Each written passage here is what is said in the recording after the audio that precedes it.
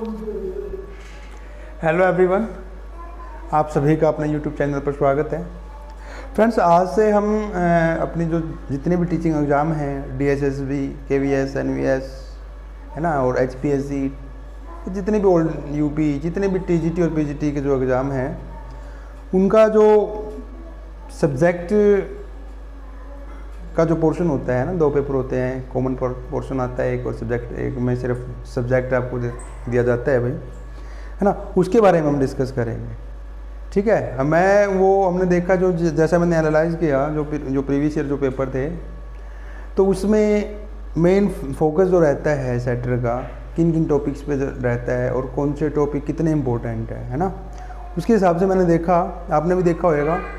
और कई तो ये भी सोचते होंगे कि जैसे भाई अगर मैं HPSC की बात करूँ, अभी पीछे देखा DSSB में ग्रेजुएशन का एकदम ज़्यादा पोर्शन दे दिया था, है ना, बजाय +1 +2 के। बट हर बार ऐसा नहीं होता। तो कहने का मतलब ये है कि सबसे पहले तो जो अप टू जो +1 +2 के जो टॉपिक होते हैं ना, वो अपने को अच्छे से तो वो तो क्लियर होने ही चाहिए। आफ्टर दैट हम ग्रेजुएशन और पोस्ट ग्रेजुएशन की बात करते हैं। ठीक है, उसके तो मैं यहाँ आज मैं जो इतना भी जो टॉपिक सिलेबस जो रहता है TGT PGT के लिए, उस सब का उसको बड़े अच्छे से डिस्कस हम करेंगे।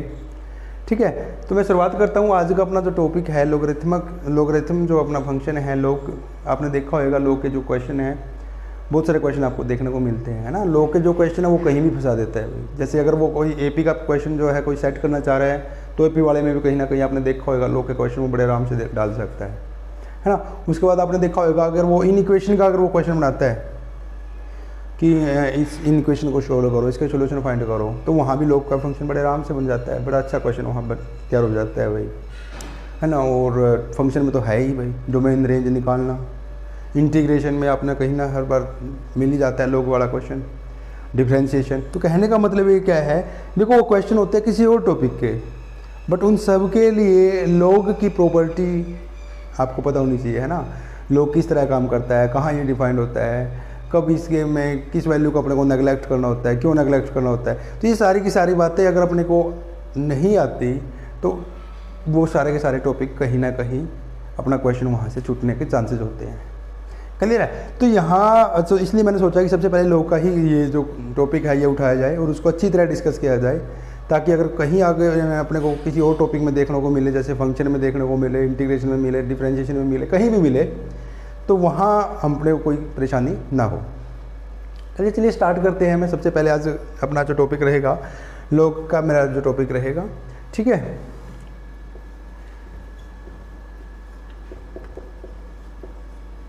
लोगरिथम, इसके बारे में हम डिस्कस करेंगे। जनरली आपने देखा होगा, है ना, लोग को इस तरह से वो लिखता है भाई log AB।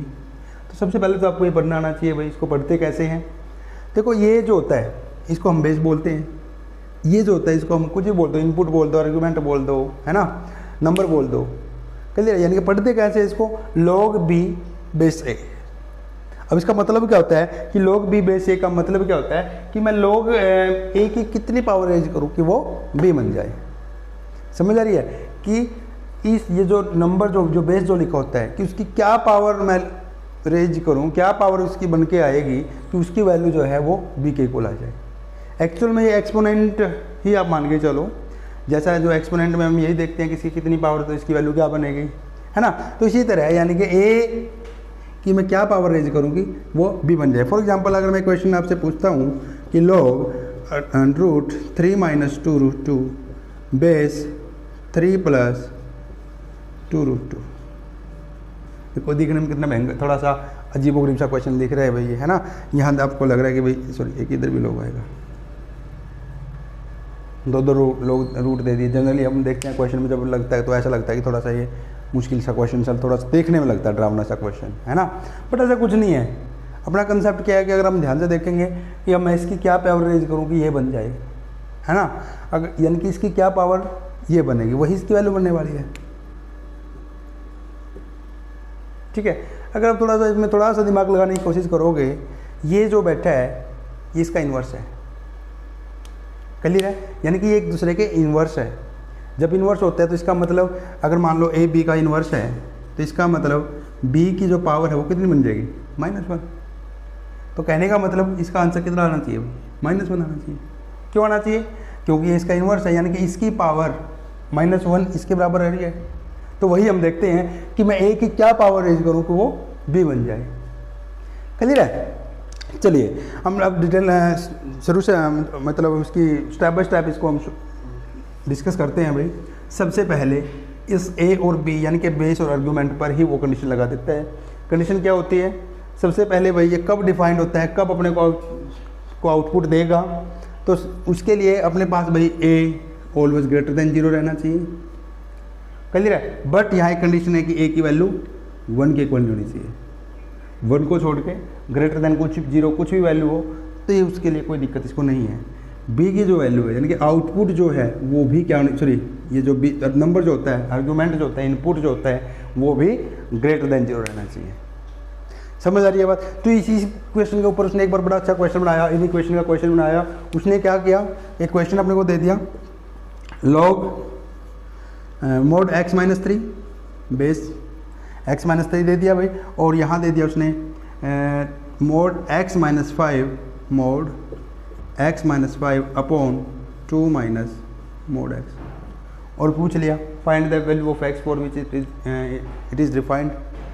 क्लियर है कि भाई x की वो वैल्यू निकालो जिसके लिए डिफाइंड हो। अब जिस बच्चे को ये पता है कि उसका जो बेस है वो ग्रेटर देन 0 होना चाहिए, नॉट इक्वल टू 1 होना चाहिए, और जो उसका आर्गूमेंट है वो भी ग्रेटर देन 0 रहना चाहिए, तो वो बड़े आराम से इसको सोल्व कर सकता था उसे, है ना। और अपने को ये भी पता है जब कोई भी कंडीशन अपने को एक साथ सारी की सारी लगानी होती है तो उसमें अपने को इंटरसेक्शन लेना होता है ना। बड़े जब हम +1 +2 में थे ये सब बातें बड़े हर एक टीचर लगभग बता ही देता है कि जब भी कोई कंडीशन, अलग अलग कंडीशन को आपको एक साथ अप्लाई करना है तो उन सब का इंटरसेक्शन ले लिया करो, है ना। उन सब का जो इंटरसेक्शन आएगा वही अपनी सुप्रीम कंडीशन बन जाती है। कहिए चलिए स्टार्ट करते हैं। अब इसका जब इसकी कंडीशन लगाते हैं भाई, सबसे पहले तो जो बेस है वो ग्रेटर देन 0 रहना चाहिए, ठीक है जी। इंटरसेक्शन आ जाएगा इसका किसके साथ भाई, इसकी वैल्यू 1 के इक्वल नहीं होनी चाहिए, बिल्कुल ठीक है जी। और क्या कंडीशन लग जाएगी कि जो इसका आर्गूमेंट है यानी कि mode of x-5 upon 2 minus mode x वो ग्रेटर देन 0 रहना चाहिए, है ना।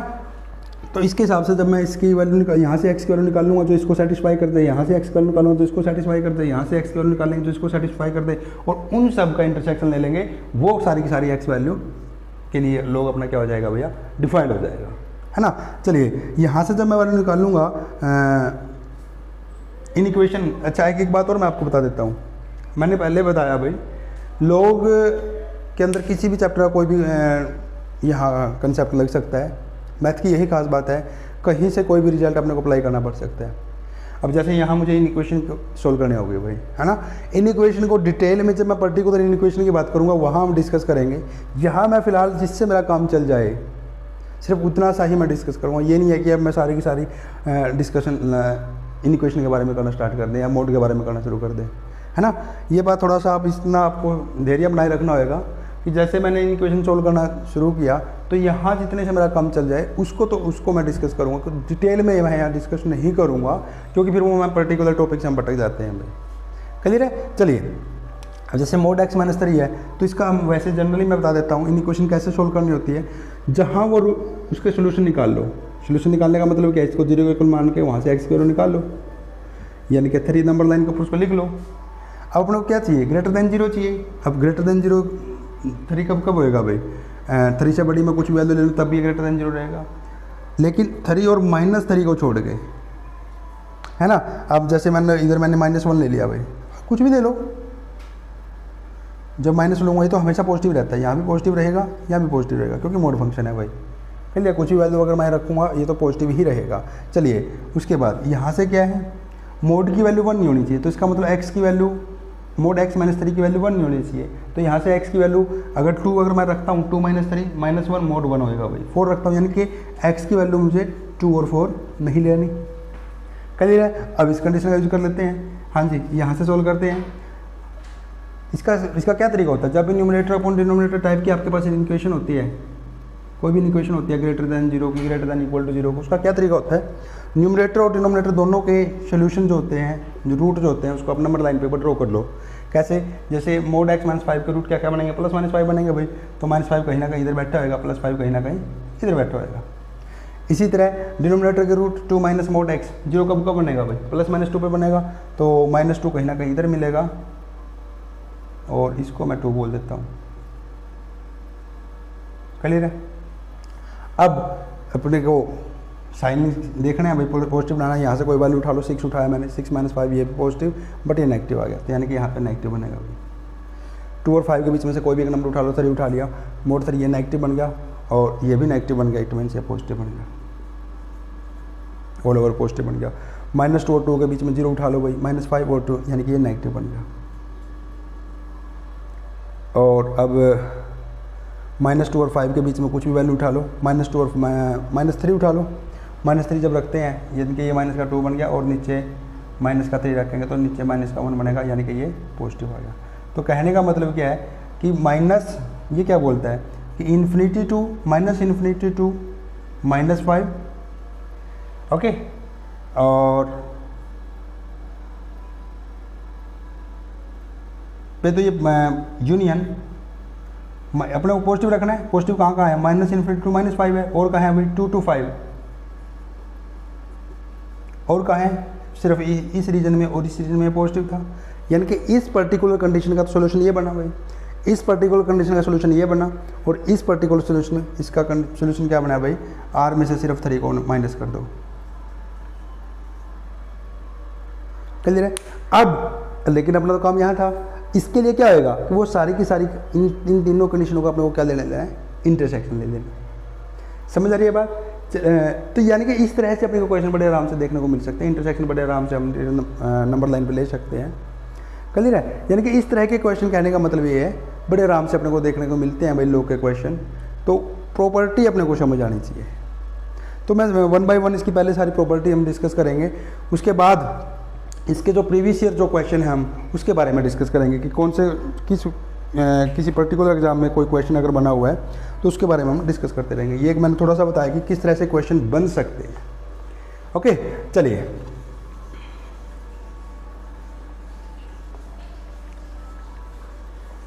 सबसे पहले है भाई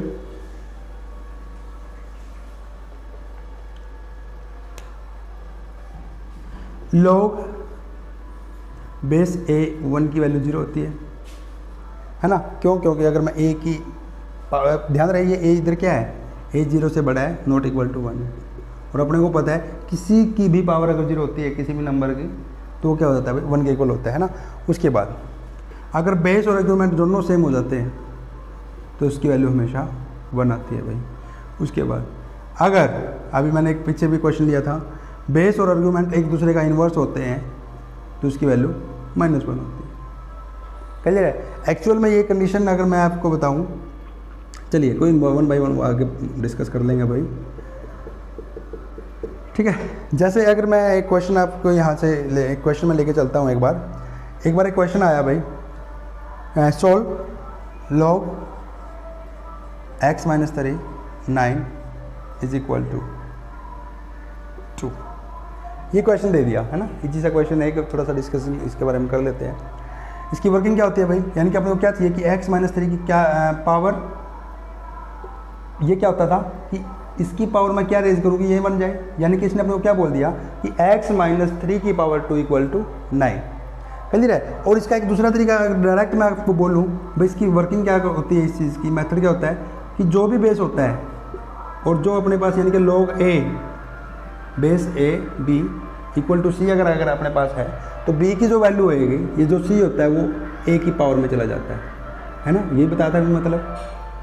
तो यानी कि यहाँ से 9 किसके इक्वल रहेगा, x - 3 का स्क्वायर, यानी कि x - 3 इक्वल टू +-3 बन जाएगा। यहाँ से एक बार x - 3 को 3 के इक्वल होना पड़ेगा, एक बार x - 3 को -3 के इक्वल होना पड़ेगा। यहाँ से x की वैल्यू आ गई 0 और यहाँ से x की वैल्यू आ गई 6। अब ये अपने आंसर नहीं आए हैं, x की वैल्यू 0 और 6 अपना आंसर नहीं है। हमने वो वाली कंडीशन भी अपने को यहाँ मैच करनी है भाई, इस ये कंडीशन कोई फेल तो नहीं हो रही इसमें। जब मैं x की वैल्यू यहाँ 0 रख रहा हूँ तो 0 - 3 इसका बेस नेगेटिव बन गया है ना। बट अपना कंडीशन क्या था कि a की जो वैल्यू है, बेस की जो वैल्यू है वो कभी भी नेगेटिव नहीं हो सकती। तो इसका मतलब ये जो चीज़ है ये यहाँ रिजेक्ट हो जाएगी, ये जो चीज़ है ये रिजेक्ट हो जाएगी। क्यों हो जाएगी? क्योंकि इस नेगेटिव चीज़ के लिए अपने पास जो फंक्शन है वो डिफाइंड ही नहीं है। क्लियर है? तो यानी कि बेटा जब भी अपने पास क्वेश्चन आ जाता है सोल्व करने के लिए लॉग में, तो जब आप सोल्व कर लेते हो उसके बाद आपकी जो सुप्रीम जो कंडीशन है ये चेक करनी है भाई, a's greater than 0, a's not equal to 1, है ना, ये जो और जो बी है वो ग्रेटर देन 0 रहना चाहिए, है ना। कहीं ऐसा ना हो कि आपने जो एक्स की वैल्यू निकाली है वही इसको सेटिस्फाई नहीं कर रही हो। ऐसा भी हो सकता है कि जो उसने क्वेश्चन नो सोल्यूशन उसका आ जाए। समझ आ रही है बात? चलिए नेक्स्ट जो इसकी प्रॉपर्टी है यहाँ लिख देता हूँ मैं, property number 4, log base a m n, यानी कि आर्ग्यूमेंट में प्रोडक्ट अगर आपको देखने को मिल जाती है तो हम इसको भाई सेपरेट कर सकते हैं, और यानी कि add log m base a plus log n base a। यहाँ अगर एम एन की बजाय कितनी भी प्रोडक्ट अगर है सबको लग, जैसे एम एन पी है तो log m base a plus log n base b base a plus log p base a, जितनी भी अगर मोर देन जितनी भी यहाँ प्रोडक्ट में उन सबको हम सेपरेट कर सकते हैं।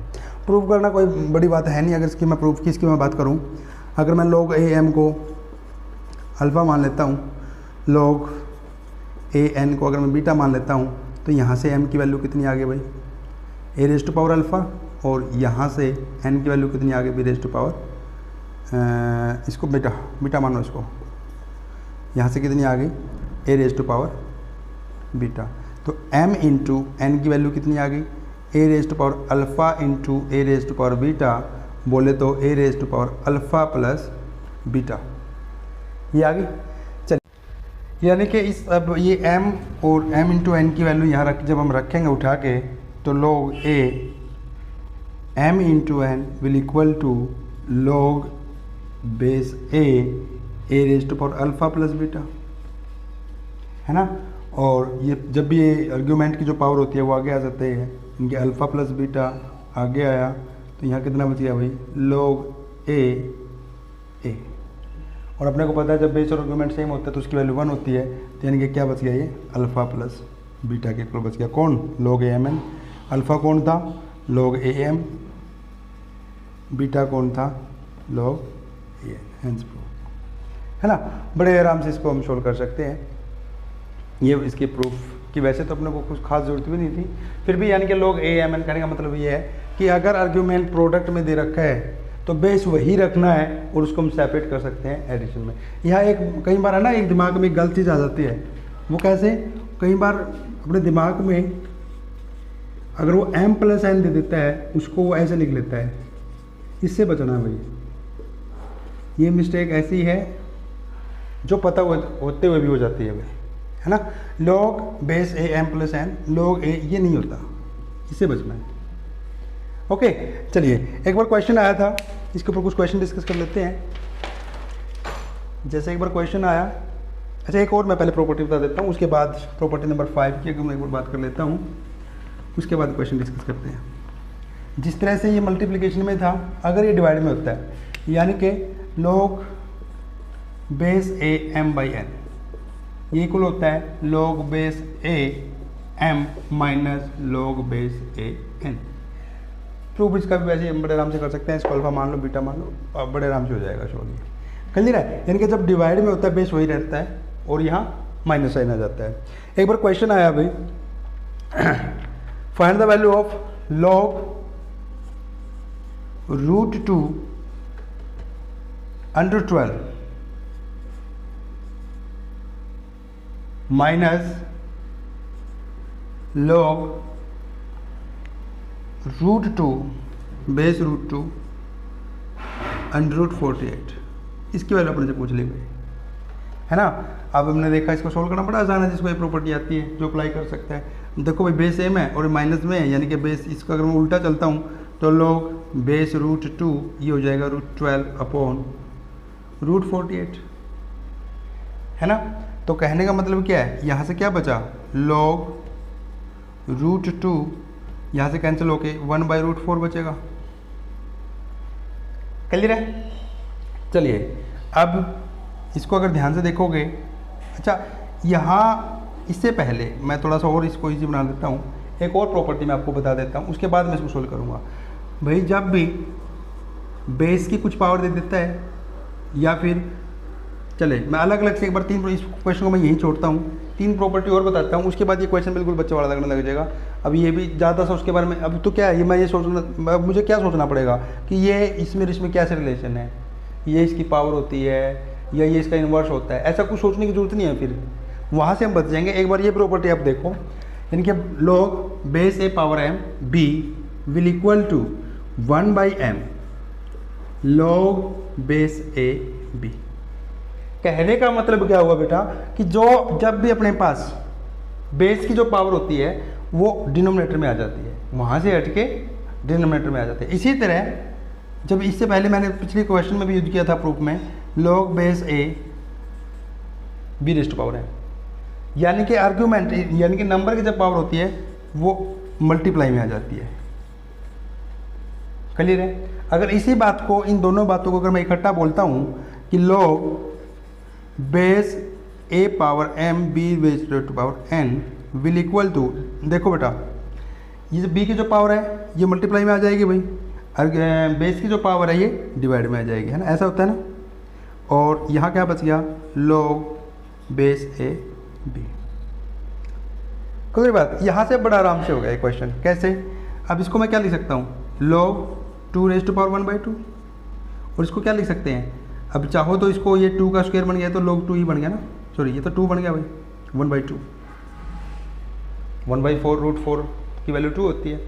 तो एक यहाँ भी देखो, यहाँ भी बड़ी ये ऐसा नहीं गलती होती है, बच्चे क्या मानते हैं कि सर √4 की वैल्यू +-2, भैया रूट कभी भी नेगेटिव नहीं होता, रूट हमेशा पॉजिटिव आउटपुट देता है। क्लियर है? कहीं सोचो कि ये तो +-2 है तो -2 क्यों नहीं लिया हुआ, तो फिर नोट डिफाइंड हो गया ये, ऐसा नहीं है, रूट कभी भी नेगेटिव नहीं होता, रूट की वैल्यू हमेशा पॉजिटिव होती है। चलिए, यानी कि log 2 रेज़ टू पावर 1/2 आ गया भाई, इसको मैं क्या लिख सकता हूँ, log 2 raise to power 1/2 2 raise to power -1 लिख सकते हैं। और मैंने क्या बताया था, ये प्रॉपर्टी यूज करो, यानी कि ये क्या बन गया, -1 divide by 1/2 log base two 2। अब ये 2 न्यूमरेटर में चला जाएगा, यानी कि -2 आ गया भाई इधर, और जब बेस और आर्गुमेंट सेम होते हैं तो उसकी वैल्यू 1 होती है, तो इनके होल और आंसर कितना है अपने पास, -2।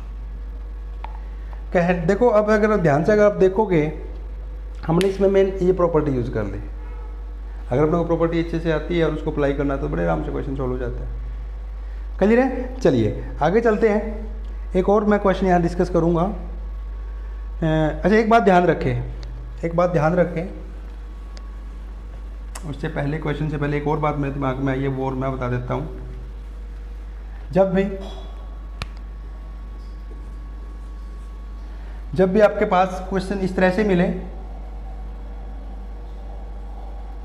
log a m raise to power 2n, यानी कि आर्ग्यूमेंट की जब भी इवन पावर अगर मिले तो अब अपने को पता है भाई पावर को हम आगे ले आते हैं, मल्टीप्लाई में ले जाते हैं। यहाँ m ऐसे मत लिखना भैया, इसके साथ हमेशा मोड लगाना। ऐसा क्यों? क्योंकि हमने वेरी फर्स्ट जो प्रॉपर्टी मैंने बताई थी, आर्ग्यूमेंट और बेस दोनों पॉजिटिव होने चाहिए। जब तक ये पावर इवन है, ये तो है ना पॉजिटिव, तब तक तो अब इस पावर को तो अब आगे ले आए, हो सकता है यहाँ -2 बैठा हो भाई, उसके तो डिफाइंड नहीं होता। क्लियर है? यहाँ मोड जरूर लगाना है, ये बात ध्यान रखें। और जब भी अगर मान लो बाई चांस कोई इजी सा क्वेश्चन इस टाइप का अगर बनाना चाहेगा, DSSB में आपने देखा होगा, जो क्वेश्चन इस तरह से वो क्वेश्चन फ्रेम करता है, बड़े आराम से आप उसको सोल्व कर सकते होते हैं, है ना, अगर आपको उसके बेसिक कंसेप्ट पता है। क्यों? देखो उसकी भी मजबूरी है। अगर आपने एक बात नोट करी होगी, अब 2 घंटे में 100 क्वेश्चन सोल्व करने हैं। अब वैसा तो है नहीं कि बहुत उसका लंबा चौड़ा वो सोल्यूशन अपने को निकालना होगा, तो वो ट्रिकी क्वेश्चन देगा, है ना, ट्रिकी क्वेश्चन वो देगा। समझ आ रही है बात? वो बच्चा कौन बच्चा अप्लाई कर पाएगा जिसका बेसिक ये जो मैं बता रहा हूँ कंसेप्ट इस तरह से, जिसका जो क्लियर होएगा। ये बात ध्यान रखनी है भाई, छोटी छोटी बातें। चलिए एक और अगले क्वेश्चन हम डिस्कस करते हैं। एक और बात मैं आपको बता देता हूँ, मैं जो कंसेप्ट जो मैं डिस्कस करूँगा वो क्वेश्चन के थ्रू करूँगा भाई, है ना, क्वेश्चन लेके चलूँगा। अब ये नहीं है कि मैं एक बार सारे के सारे रट्टा लगवा दूँ उसके बाद क्वेश्चन करूँ, ऐसा नहीं है। मैं क्वेश्चन के थ्रू हम सीखेंगे, हमारी जो लर्निंग जो रहेगी तो डिफरेंट टाइप के अपने पास क्वेश्चन रहेंगे, उसमें अलग अलग कंसेप्ट लगे होंगे, क्वेश्चन के थ्रू हमारी अपनी लर्निंग होगी। ठीक है, चलिए आगे एक क्वेश्चन और लेके चलते हैं एक बार। जैसे अभी इस प्रॉपर्टी पे आप ध्यान से अगर आप बड़े आराम से सोल्व कर पाओगे अभी इसको, ये वाली प्रॉपर्टी मैंने क्या बताया था, n/n log AB, है ना। जैसे क्वेश्चन एक बार आया था log, ये प्रीवियस ईयर क्वेश्चन है भाई, सारे के सारे किसी न किसी एग्जाम में ये आए हुए हैं। √27 81 इंटू √243, ये एक बार क्वेश्चन आया। यहाँ दो प्रॉपर्टी लग जाएगी, एक तो क्या दो की प्रोडक्ट है, ओके वहाँ से भी हम कर सकते हैं। अकेला ये भी हो सकता है, ये भी 3 की पावर में है, ये भी 3 की कुछ ना कुछ पावर होगी, इनको पहले इकट्ठा कर लो फिर ये वाली प्रॉपर्टी लगा लो, हम ऐसे भी बड़े आराम से कर सकते हैं। तो कहने का मतलब इसको हम क्या लिख सकते हैं, log 3⁻³ बन जाएगा भाई, क्लियर है। और ये कितना बन जाएगा 3⁴ इंटू 3⁵ है ना, क्योंकि 3⁵ 243 होता है भाई, और ये साथ में रूट लगा हुआ है। तो इसको अगर मैं इकट्ठा करूँगा तो ये कितना बन गया, log 3⁻³ और ये 3⁴ प्लस 5/2 बन गया, यानी कि 4 × 2 = 8, यानी कि 13/2। क्लियर है, इसको अगर मैं इकट्ठा करके लिखूँ 13/2, तो यहाँ से क्या बन गया, ये प्रॉपर्टी यूज़ करेंगे तो 13/2 अपॉन 3/2 यानी कि 2/3 बन जाएगा, log बेस 3। जब बेस और आर्गुमेंट सेम होता है तो उसकी वैल्यू 1 होती है, तो 2 से 2 कैंसिल हो गया, तो आंसर कितना आया भाई 13/3। क्लियर है, चलिए नेक्स्ट। अच्छा जी, हाँ अभी देखो मैंने बताया था एक बार यही बिल्कुल ऐसा ही दिया था क्वेश्चन। तो एक बार क्वेश्चन आया था क्या, log बेस 7 mod 7², इसकी वैल्यू अपने को निकालनी थी, है ना। और उसने एक ऑप्शन दे रखा था नॉट पॉसिबल, इस तरह से एक ऑप्शन उसने बनाया हुआ था, और साथ में एक ऑप्शन था 2। अब बच्चे ने पहली प्रॉपर्टी बड़े अच्छे से पढ़ रखी है कि b > 0 होना चाहिए, है ना, बट कहीं ना कहीं वो मोड वाली प्रॉपर्टी नहीं उसने पढ़ी, तो इसका क्वेश्चन गलत हो गया। तो इसमें कैसे करेंगे हम, अब पावर आगे आनी है भाई, तो log 7 mod -7 आएगा भैया, यानी कि 2 log बेस 7 और इसकी वैल्यू 1 होती है, तो 2 × 1 2 बचा। उसने ऑप्शन में दे रखा था, ऑप्शन में 2 भी दे रखा था, ऑप्शन एक ऑप्शन में नॉट पॉसिबल भी दे रखा था, है ना। तो हुआ क्या था, जिसकी ये प्रॉपर्टी छूटी हुई थी, log b⁻2n a will equal to 2n log a mod b, उसका ये क्वेश्चन भी गलत हो गया था भाई, है ना। तो मेरी कोशिश यही रहेगी कि जितनी भी पॉसिबिलिटी यहाँ से log में जो जो कंडीशन बन सकती है कि किस कंडीशन में क्या अपने को करना है, वो सारे के सारे क्वेश्चन उन प्रॉपर्टी पे जो बेस्ड जो क्वेश्चन है वो सारे के सारे मैं डिस्कस करूँगा। ठीक है, चलिए वो सारे हर एक टाइप की कलेक्शन अपने पास है, अलग अलग एग्ज़ाम के क्वेश्चन की अपने पास कलेक्शन है भाई, और उन सब में अगर खास बात यही है कि हर एक मतलब हर एक क्वेश्चन में कोई ना कोई अलग प्रॉपर्टी अपने को जरूर कोई ना कोई देखने को मिलेगी। चलिए नेक्स्ट क्वेश्चन डिस्कस करते हैं, नेक्स्ट क्वेश्चन डिस्कस करते हैं भाई।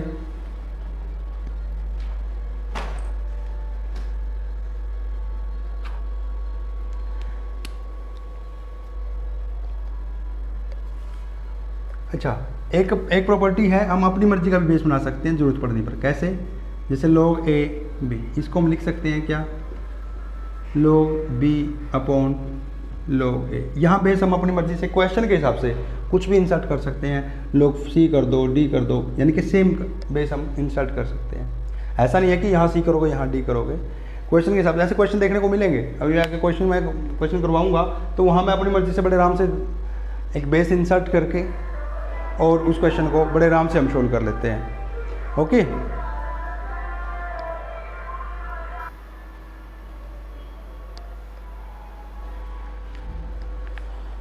इस प्रॉपर्टी पे बेसिक पर एक क्वेश्चन आया भाई, find the value of log base 2 3 into log base 3 4 into log base 4 5 into log base 5 6 into log base 6 7 into log base 7 8। एक बार क्वेश्चन आया भाई, इसकी वैल्यू अपने को फाइंड करनी थी।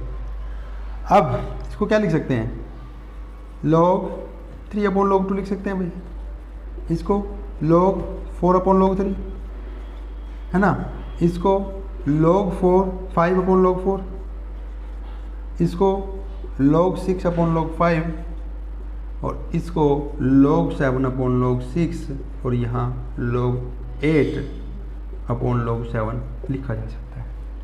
देखोगे ध्यान से, अगर देखोगे 3 से 3 कैंसिल हो गया, 4 से 4 कैंसिल हो गया, 5 से 5 कैंसिल हो गया, log 6 से 6 कैंसिल हो गया, 7 से 7 कैंसिल हो गया, यानी कि लास्ट में अपने पास क्या बचा, log 8 अपॉन log 2। और log 8 को क्या लिख सकते हो आप, log 2 क्यूब लिख सकते हो अपॉन log 2 लिख सकते हो, है ना। पावर जो होती है वो आगे आ जाती है, log 2 से log 2 कैंसिल हो जाता है, तो आंसर कितना आया भाई, 3 आया। क्लियर है। इस प्रॉपर्टी को जैसे मैंने यहाँ तो ओपन करके लिखा, इसको मैं डायरेक्ट भी एक हम बोल सकते हैं कैसे, कि log base A B into log base B C will equal to log C base ए।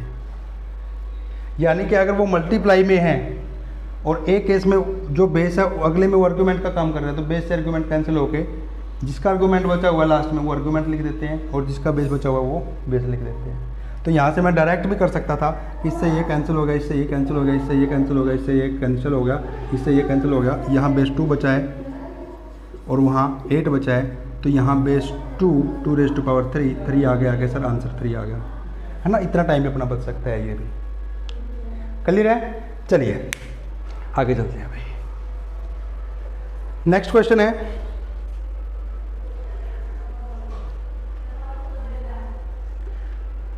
अच्छा एक इम्पोर्टेंट प्रॉपर्टी एक और है जो बड़ी बार यूज होती है, बहुत टाइम, मतलब बड़ी अच्छी प्रॉपर्टी है। वो क्या है, a raise to power log b c,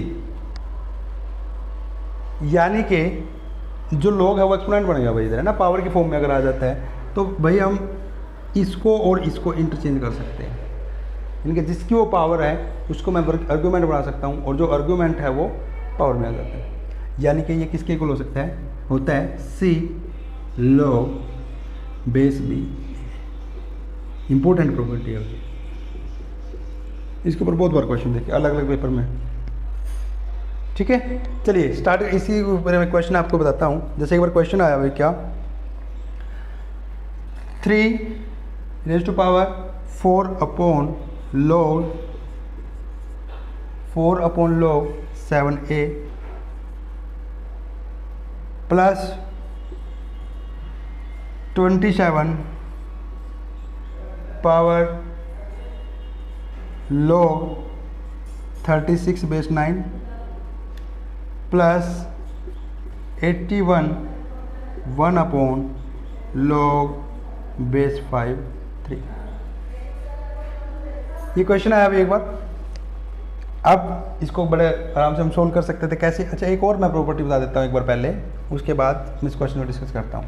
property क्या है वो, अभी वैसे हालांकि मैं बता चुका, ये एक दूसरे से ही बन के आती है प्रॉपर्टी। यानी कि log अगर बेस ए बी दे रखा है और मुझे बेस बी बनाना है, ठीक है, तो अगर यानी कि इसको अगर मैं इंटरचेंज करूँगा तो वो कैसे होगा बेटा, ये इन्वर्स यानी कि 1 अपॉन में जाके होता है भैया, यानी कि हम बेस बी बन जाता है, ये आर्गूमेंट ए बन जाता है। क्लियर है। यानी कि जब अगर मेरे को क्वेश्चन के हिसाब से पता चला कि मुझे तो आर्गूमेंट और बेस को अगर मैं चेंज कर लेता हूँ तो मेरा क्वेश्चन आसान बन जाता है, तो वो किस तरह से चेंज होता है भाई, 1 अपॉन में जाके, यानी उसका रेसिप्रोकल हो जाता है। क्लियर है। चलिए यहाँ मैं कुछ ऐसे ही करने वाला हूँ। अब जैसे जब क्वेश्चन को ईजी बनाते चलो, है ना, अब अपॉन में बेस है तो वो कहीं ना कहीं आप लोग को थोड़ा सा अजीब लग रहा है ना, इसको तो ईजी बनाऊंगा, यानी कि क्या बन जाएगा 3 4, इस लोग को मैं ऊपर लेके जाऊँगा, तो यानी कि जब लोग को ऊपर लेके जाऊँगा तो यहाँ ये 9 है भाई, तो यहाँ क्या बन जाएगा, बेस 9 बन जाएगा और ये 7 बन जाएगा इधर, है ना। चलिए प्लस यहाँ क्या होगा भाई, ये इन दोनों को मैं इंटरचेंज कर सकता हूँ, तो 36 इधर आ जाएगा और पावर में कौन चला जाएगा, log 9 27 प्लस इसको भी अगर मैं ऊपर लेके जाऊंगा तो 81 की पावर कितना बन जाएगा, ये log बेस इसका 3 बन जाएगा, आर्ग्यूमेंट इसका 5 बन जाएगा। अच्छा, मैं ऐसा सब क्यों कर रहा हूँ?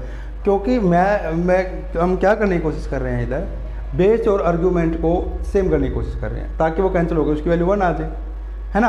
अभी देखा हमने देखा क्या किया, देखो ये भी 3 कुछ ना कुछ पावर है, ये भी 3 कुछ ना कुछ पावर है, ये 3 कुछ ना कुछ पावर है, लेकिन ये नहीं है, तो मैं इसको इंटरचेंज कर लूँगा, है ना। अगले स्टेप में मैं क्या करूँगा, अगर मैं इसकी बात कर लेता हूँ अकेले की, तो इसको मैं क्या लिख सकता हूँ, इसको हम लिख सकते हैं 81, 5 को मैं इन दोनों को इंटरचेंज कर सकता हूँ, इनके 5 रेज़ टू पावर log 3 81 ऐसे लिख सकते हैं, है ना। इसी तरह 27 को क्या लिख सकते हैं, 3 रेज़ टू पावर 3, और 9 को क्या लिख सकते हैं, 3 रेज़ टू पावर 2। हो गया क्वेश्चन सोल्व। इसमें 3 और 7 को हम इंटरचेंज कर सकते हैं, यानी कि यहाँ 7 आ जाएगा और यहाँ 3 आ जाएगा, सॉरी, क्लियर है। तो यहाँ से क्या होएगा, मैं बताया था एक प्रॉपर्टी हमने करी थी, क्या, log base a raise to power m b raise to power n will equal to n by m log a b बताया था। तो यानी कि 3/2 बन जाएगा भाई, और मल्टीप्लाई में आ जाएगा log के बाहर 3/2, क्लियर है। और यहाँ से 81 को 3 रेज़ टू पावर 4 लिख सकते हैं, और 4 आगे आ जाएगा तो ये 3 बचेगा। तो कहने का मतलब कि क्या हुआ भाई, इसको मैं फर्दर क्या कर सकता हूँ, 3 रेज़ टू पावर 2 कर सकता हूँ, और 2 डिवाइड में आ जाता है आगे, तो इसकी वैल्यू 1, 2 से 4 कैंसिल, यहाँ से बचा 7 स्क्वायर, प्लस log 3 1 होता है, यानी कि 36 की पावर 3/2 बचा भाई, प्लस यहाँ क्या बचा हुआ है, 5 log 3 1 होता है, यानी कि 5 रेज़ टू पावर 4 बचा हुआ है, और इसको बड़े आराम से हम सोल्व कर सकते हैं, है ना।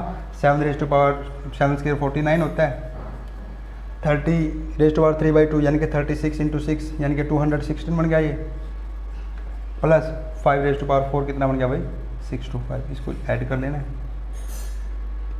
यानी कि देखो हमने एक प्रॉपर्टी यूज की, 2 प्रॉपर्टीज में यूज हुई कि अगर मुझे बेस और आर्ग्यूमेंट इंटरचेंज करना तो कैसे करते हैं, और एक्सपोनेंट की टर्म में अगर लोग आ जाता है तो फिर उसको कैसे हम हैंडल करते हैं, है ना।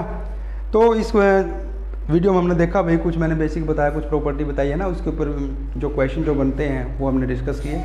कुछ क्वेश्चन नेक्स्ट वीडियो में डिस्कस करेंगे, और कोशिश करेंगे कि क्वेश्चन इस तरह से हम अपने पास कलेक्शन है कि हर एक प्रॉपर्टी, हर एक जो टाइप है वो डिस्कस हो जाए, ओके। और लोग, ये मेरा वादा है कि लोग आज के बाद लोग का जो कंसेप्ट है आपका, उसमें कोई आपको कन्फ्यूजन होने वाली नहीं है, चाहे वो आपको कहीं ना कहीं भी किसी भी फॉर्म में देखने को मिलो, APGP की फॉर्म में देखने को मिलो, या फिर इंटीग्रेशन में मिलो, फंक्शन में मिलो, कहीं भी आपको लोग देखने को मिलेगा, तो लोग की वजह से आपका क्वेश्चन गलत नहीं होगा, ओके। चलिए आज की वीडियो में इतना ही, मिलते हैं नेक्स्ट वीडियो में, थैंक यू वेरी मच।